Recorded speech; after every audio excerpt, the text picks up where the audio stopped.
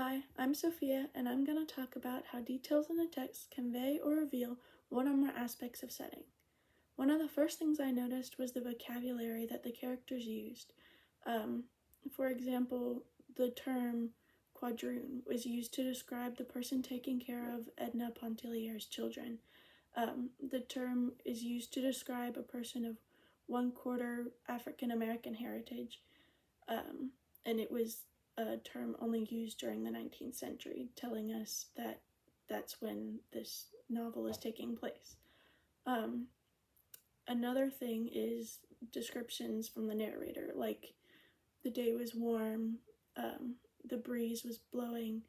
These tell us the time of day, the weather taking place. The weather can also tell us what time of year it was happening. And a lot of those nature things played a huge role in where Edna's life was in terms of where she was in the awakening process, I suppose.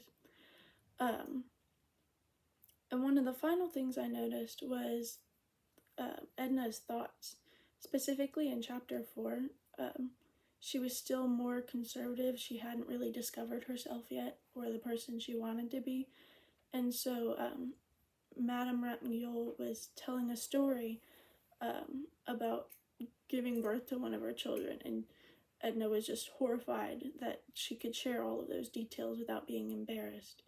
And then there was a certain book that they were reading aloud to each other, and when it was her turn, she felt she should only be reading this in private, and this shows how different where she is living is compared to where she grew up, which is conservative Kentucky, we found out later in the book.